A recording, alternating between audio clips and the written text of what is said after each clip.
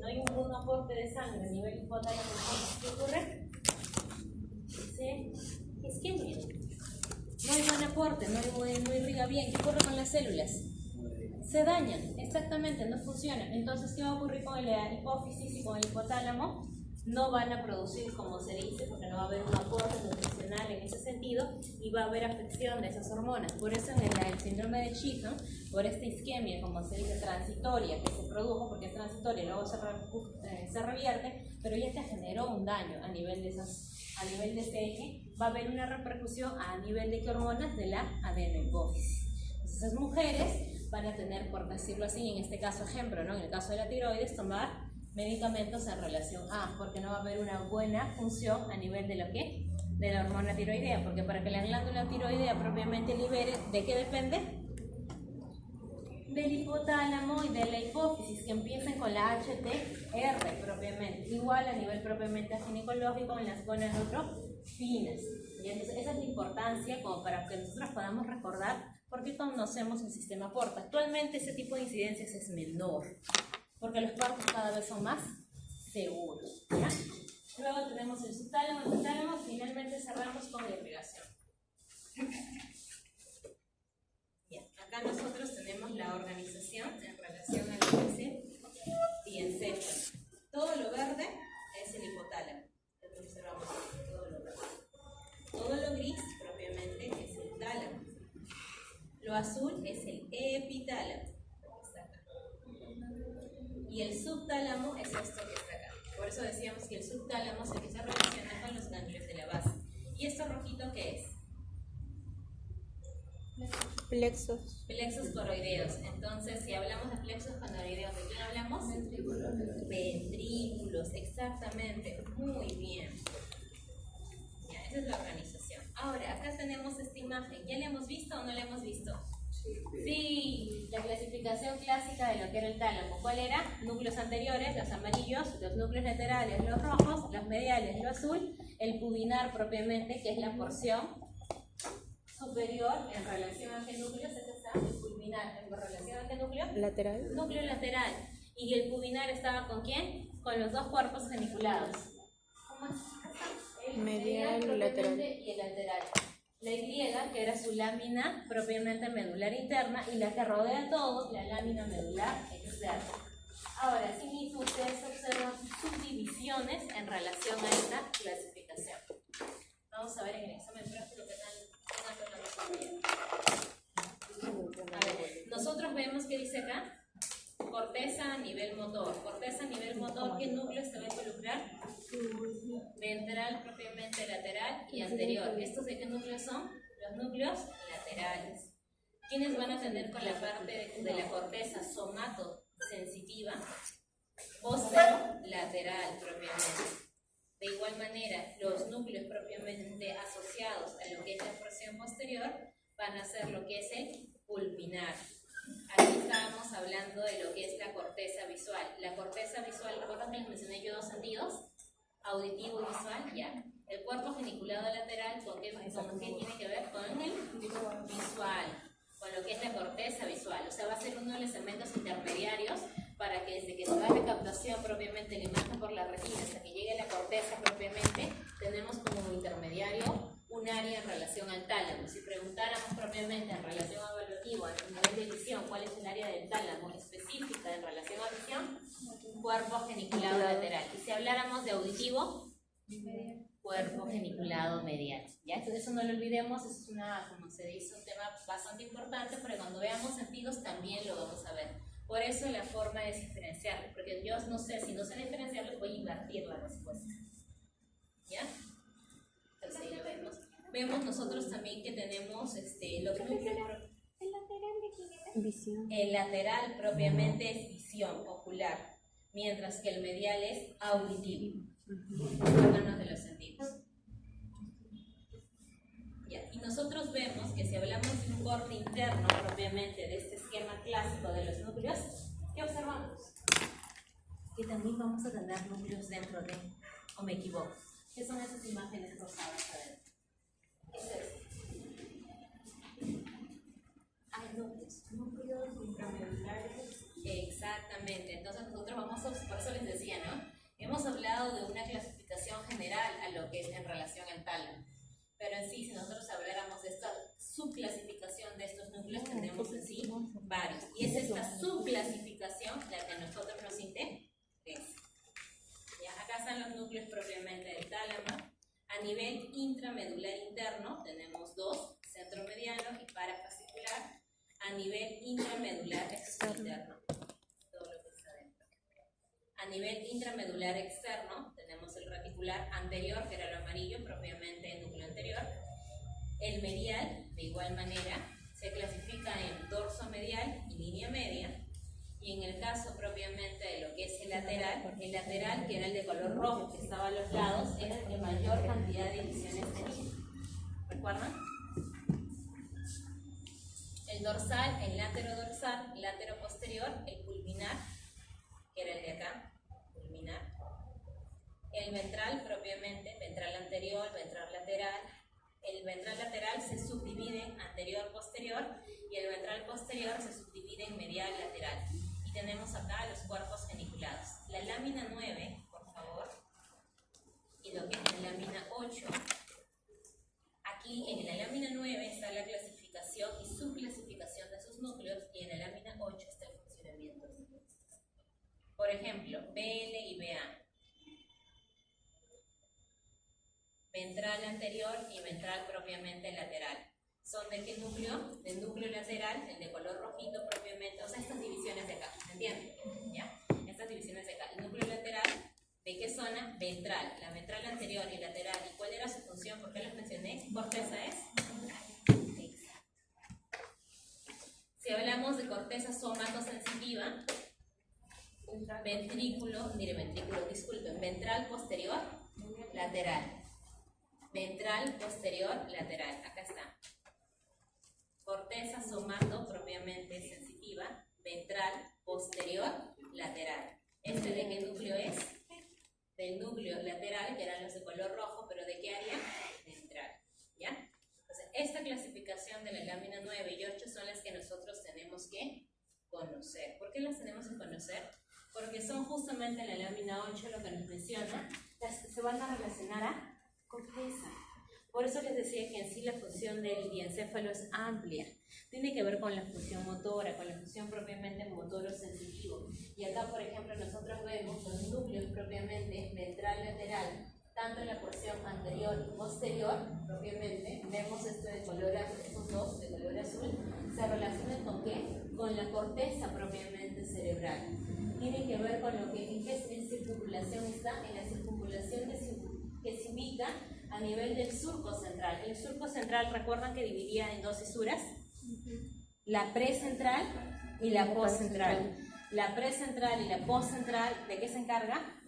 Motor y motor sensitivo. ¿Qué núcleos son? Núcleo ventrolateral propiamente. Por eso la importancia de esos núcleos, porque son esos núcleos, como se dice, los que se van a relacionar. Si nosotros, por ejemplo, vemos lo que es la zona de color esta roja, ¿a qué hace referencia? Al pulminar. El pulminar, ¿con qué zona de la corteza se relaciona? Con el óvulo occipital. Es decir, va a ser propiamente parte también de ¿qué? ¿De qué sentido? Visión, exactamente. Exactamente. Habíamos visto nosotros el núcleo geniculado lateral. ¿Lo observan? El lateral, ¿de qué se encargaba? Ah, exactamente, visión. Y miren acá, glóbulo occipital.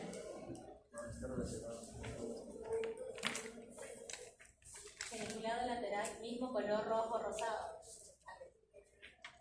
Entonces, ¿qué estamos haciendo? Que estos núcleos propiamente del tálamo sí tienen interacción o asociación propiamente directa ¿con quién? Con la corteza cerebral.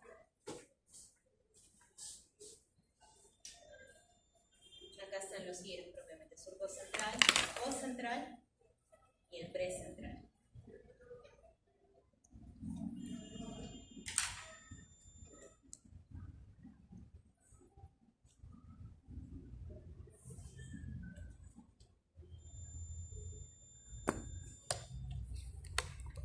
Geniculado medial, es el de color azul.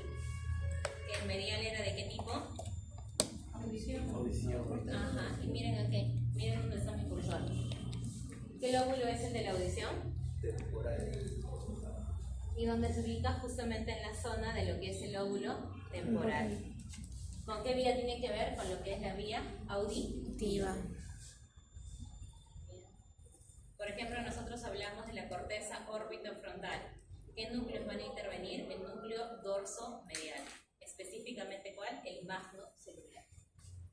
Entonces nosotros, como se dice, si queremos generar preguntas evaluativas, podemos preguntar núcleos geniculados. Sí, porque tienen que ver directamente con zonas, con el lóbulo occipital y con el lóbulo temporal, ¿ya? Aparte del sentido. Si queremos evaluar, también podemos preguntar núcleos ventrolaterales, también. ¿Por qué? Porque tienen que ver con qué cisura, con la del giro precentral, propiamente. ¿Y eso tenía que ver con qué? Movimiento. Ahora, si queremos también nosotros preguntar como pregunta evaluativa, podemos preguntar acá. Núcleo ventral posterolateral y posteromedial. ¿Con qué giro tiene que ver? Con el postcentral, que era el somato sensitivo. ¿Ya? Entonces ahí tenemos 4 preguntas propiamente a evaluar. Y otro más. Por ahí lo ponen el surco galgarino, se relaciona con este nivel de estructura, el giro del cíngulo, que también lo conocen. Esas 4. Ya, 5. Corteza orbitofrontal. ¿Con quién se relaciona? Núcleo dorso-medial magnocelular. 5. Serían los 5. 5 para repasar, porque cuando vamos nosotros, corteza propiamente cerebral, los vamos a volver a repetir. ¿Ya?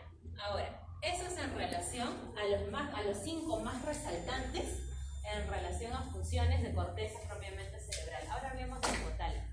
El hipotálamo, de manera general, nosotros hablamos que era ¿qué? El eje hipotálamo hipofisial.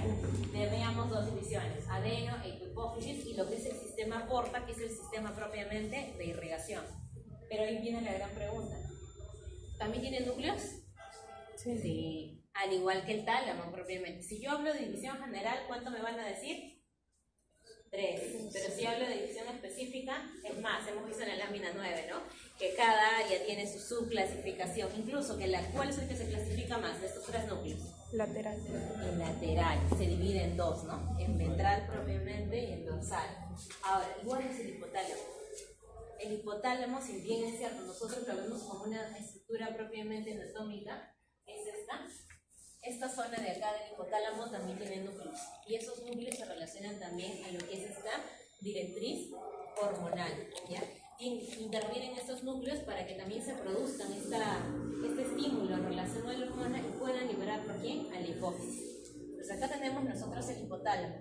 ¿Con quién propiamente va a estar en contacto? Con el tálamo, porque va a estar en la parte baja. ¿Recuerdan lo que habíamos visto en los plexos coroideos? Ya, acá está nuestro ventrículo propiamente, nuestro tercer ventrículo, y de este lado estaba ¿quién? El epitálamo, el subtálamo y el hipocampo en la parte de arriba. ¿Con quién más tiene relación propiamente anatómica nuestro hipotálamo? Acá vamos a ver con lo que es esta zona de acá, que es el infundíbulo. Aquí nosotros tenemos el nervio óptico propiamente, quiasma óptico, nervio óptico, infundíbulo, lámina propiamente terminal, cuerpo mamilar propiamente. Acá que es el surco, lo que divide el surco del hipotálamo. Entonces acá nosotros en esta imagen vemos nuestras relaciones propiamente anatómicas. Surco del hipotálamo, lámina terminal, quiasma óptico.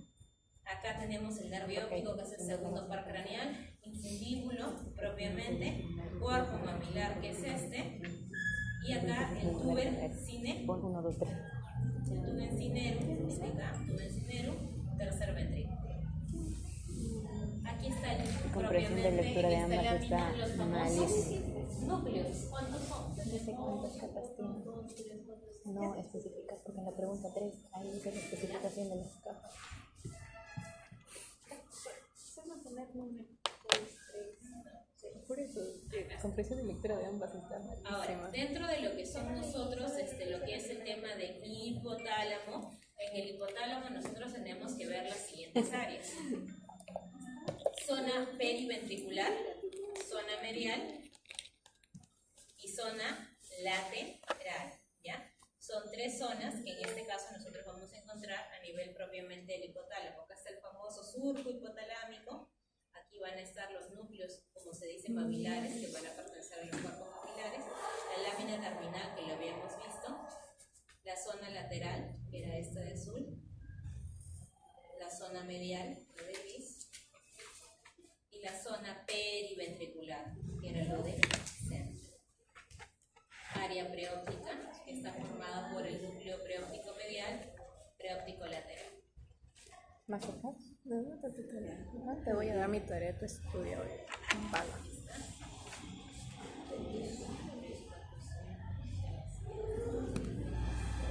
11 núcleos a nivel de lo que es el hipotálamo. Se van a cansar Acá más tenemos los nombres en relación a estos núcleos. Núcleos preópticos, núcleo anterior propiamente supraquiasmático, cuerpos y núcleos mamilares, de igual manera, núcleo propiamente posterior, dorso medial y paraventricular. Estos núcleos, como les decía, van a tener que ver tanto con este eje. Y acá nuestro famoso sistema porta, que estaba formado por un tema de vasos, tanto a nivel venoso como a nivel arterial. ¿Qué arterias vamos a tener acá? La arteria hipofisiaria propiamente superior. La arteria hipofisiaria superior es la que le va a dar irrigación a lo que es la hipófisis en relación a lo que es el hipotálamo. Y esta estructura de contacto, ¿cómo se llama? Porque ellos están unidos, el hipotálamo y la hipófisis. ¿Cómo se llama esa estructura de unión? El tubercinero. ¿Dónde encontramos el sistema porta? Ahí, en esa zona de unión, en el tubercinero. En esa zona de unión, en el tubercinero. Lo de rojo es la neurohipófisis y lo de azul la neurohipófisis. Y tenemos también una zona más, que es la zona central, que es la del lóbulo intermedio, que vamos a tener una mezcla propiamente de estas células. Cuando ustedes hagan en histología sus láminas, en histología van a ver que la adenohipófisis se caracteriza porque tiene una coloración más bonita, más intensa, más rosada. Mientras que la decoloración en relación a la neurohipófisis va a ser, como se dice, más azul tenue, y propiamente la del lóbulo intermedio es como un tema mixto, dependiendo de qué cantidad haya predominante. Entonces, en la hipófisis, adenohipófisis, neurohipófisis y el lóbulo intermedio. Lo que es el sistema porta se ubica ¿dónde? En el tubo cinemático, ¿ya? ¿Cuántos núcleos a nivel del hipotálamo son? Propiamente 11. Ahora hablemos de quién, del subtálamo, ¿ya? El subtálamo, ¿con quién se relacionaba? Dijimos, con los ganglios de la base. Por eso es que ustedes observan acá, ¿qué dice acá? Cutam. Globo pálido externo, globo pálido interno. ¿Recuerdan esto? La ínsula, la cápsula externa, la cápsula extrema. ¿Acá qué cápsula estaba? Interna propiamente. Más arriba, ¿ves? ¿Coincidimos o no coincidimos? La cápsula interna. Más arriba que estaban nuestros famosos cuerpos. Exacto, el caudado, la cabeza del caudado. Muy bien, entonces acá en el nivel subtalámico, como se dice, ¿con quién se relaciona prácticamente? Con nuestros núcleos de la base, tal como nosotros observamos. Aquí vamos a tener lo que son los núcleos del campo o tegmental. Estos núcleos subtalámicos se van a relacionar a los del globo pálido propiamente y a los del glutámeno. Vamos a tener el asa lenticular, el fascículo subtalámico y el fascículo lenticular. Acá está. Tálamo, propiamente, tálamo. Adherencia intertalámica, que también lo habíamos visto en la estructura. La zona incierta, que es lo mismo que hemos visto acá.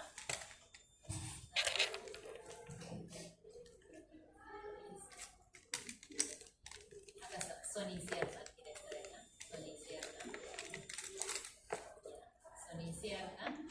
Los núcleos subtalámicos que estaban encima de qué sustancia, de la sustancia negra.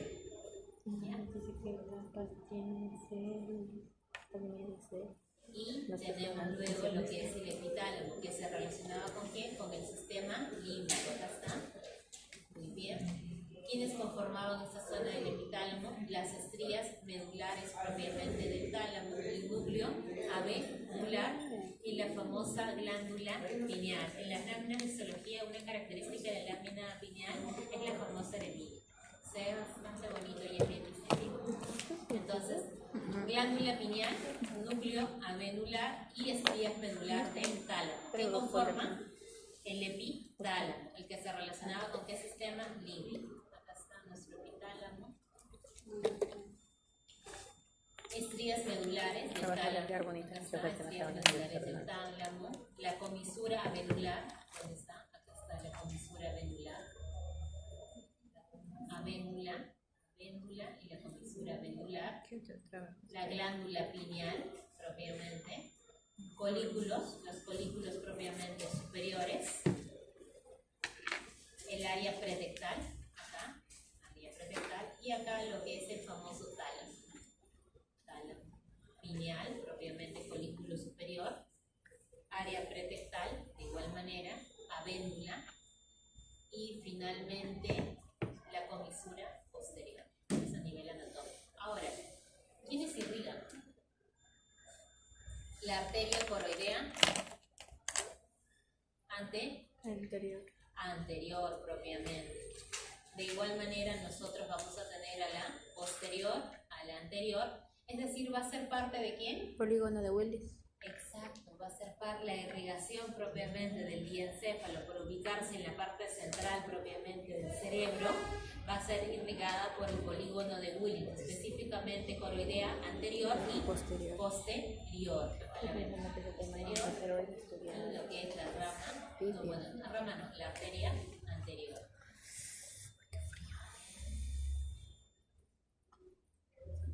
Arterias coroideas posteriores, propiamente. Arterias también, que otras más, además de posterior y anterior, las tálamo perforantes y las tálamo geniculadas. Tálamo perforantes y las tálamo geniculadas. Acá está la arteria coroidea propiamente, acá la observamos. Tálamo perforantes y las tálamo geniculadas. ¿Esto qué es? Exacto, arteria basilar. Muy bien. Entonces, las tálamos perforantes son ramas de quién? De la basilar. Así como las de las tálamo geniculadas. Perforantes geniculadas, que son ramas de la arteria basilar, y la coroidea posterior y anterior. Son las que tienen que ver con la irrigación de quién? De tálamo. Acá nos habla del síndrome propiamente de Percheron. Esquema de la variación anatómica más frecuente en lo que es la irrigación propiamente talámica por la circular posterior y la variante que es la arteria Percheron. En esta tomografía cerebral, que no muestra alteraciones en los cortes axiales de la resonancia magnética propiamente del céfalo se muestran lesiones hiperintensas a nivel talámico. Paramedial bilateral. En la secuencia de los flyers, que es la B, acá lo vemos. ¿Lo observan? Acá también. En la secuencia C y acá también.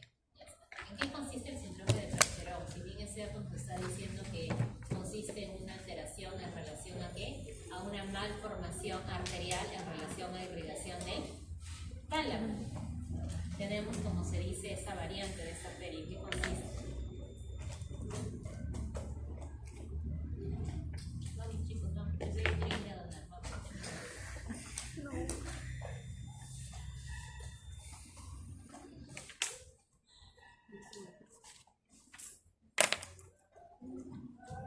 ¿Puedes sufrir ataques? No escucho nada. ¿Qué ocurre? Se denomina síndrome de Percheron y nos dice que se va a dar justamente en esa arteria que tiene ese nombre. ¿Qué habíamos dicho de acerca de lo que es el sistema portal, el síndrome de Sheehan? ¿Cómo se producía? isquemia. Entonces, si yo quiero un síndrome de Percheron, ¿qué tengo que producir? Isquemia. Isquemia. ¿Cómo puedo producir isquemia?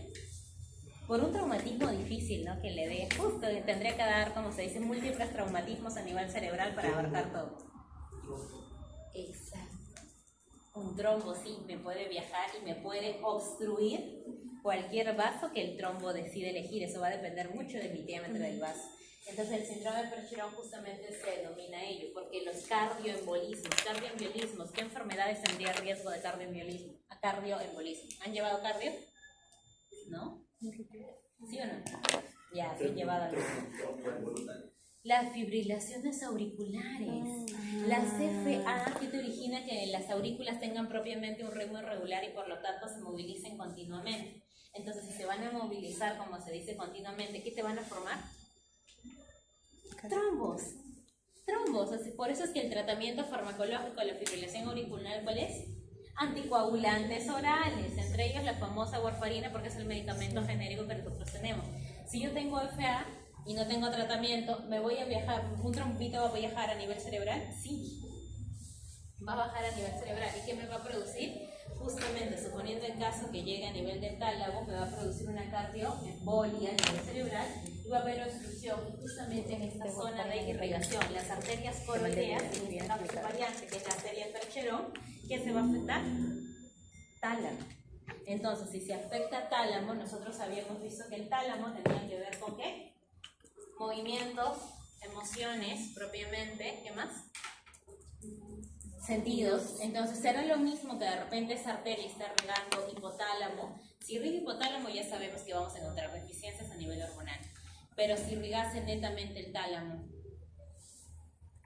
¿qué deficiencias creen que vamos a encontrar? A nivel sensitivo. Motoria, sensitivo. También químicas, porque también había núcleos relacionados, se denomina tálamo límbico. Hay, no solamente el epitálamo se relaciona al limbo, sino también hay algunos tálamos involucrados, pero si hablamos de cortezas, dentro de lo que es el síndrome de Percheron, lo que vamos a encontrar es parálisis en relación a lo que es la mirada, ¿ya? Parálisis en relación a la mirada. ¿Ah? Relaciona cortezas visuales y auditivas. Va a haber también afectación, pero hay 3 síntomas característicos, ¿ya? Entre los 3 síntomas propiamente característicos está el problema en relación a la memoria, alteraciones en relación a la mirada. ¿Por qué en relación a la mirada? Los núcleos.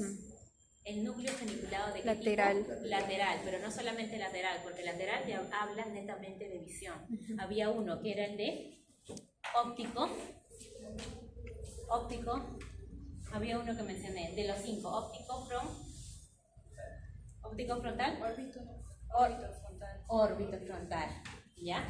El tema de la mirada, alteración de memoria y finalmente el tema de coma. ¿Por qué coma? Porque lo que habíamos dicho, sensitivo y ¿qué más? ¿Va a ser un síndrome que van a encontrar frecuentemente? No, es raro, porque por eso justamente habla de una variación anatómica en relación a esta arteria. ¿Por qué tiene esa arteria ese nombre? Porque tendríamos que especificar un daño. ¿Y cómo lo determinamos? A nivel de exámenes de imagen. Para evaluar nosotros isquemias o hemorragias, a nivel, especialmente isquemias, cardioembolismos a nivel cerebral, el examen entre una tomografía y una resonancia son las resonancias magnéticas propiamente cerebrales. Y si quieres uno más específico, porque a los neurólogos les encanta, para tener una mejor demostración de la lesión, tal como ustedes ven que el tálamo está hipertenso, son las famosas T2 fly. Incluso si el paciente tenga un evento isquémico transitorio, que son los famosos TIAs, de igual manera prefieren de preferencia una resonancia magnética con este tipo de scan, el T2 fly, porque les permite valorar mejor irrigación. Si por algún motivo tienen algún familiar o conocido que ha tenido un evento isquémico cerebral y quieren valorar mejor daños a nivel cerebral propiamente, lo que tenemos que pedir es resonancia magnética con T2 fly para determinar. ¿Y los ecodoppler no estarían existentes acá? ¿Cuál? Los ecodoppler venosos. Los ecodoppler venosos también serían útiles, pero primero lo que necesitamos delimitar nosotros es la zona de lesión. Y a nivel cerebral lo que nos ayuda es eso. Muy bien. Y listo, estudiantes, con eso hemos completado la clase teórica del día de hoy. Vamos a ver si está la carpita y si es que no hay colita, ya. Me siento como Porque en sí, primaria colita cuando ya. iba con tu profesor a alguna actividad. ¿Ya? ¿No te sientes como en primaria cuando iba a hacer alguna actividad con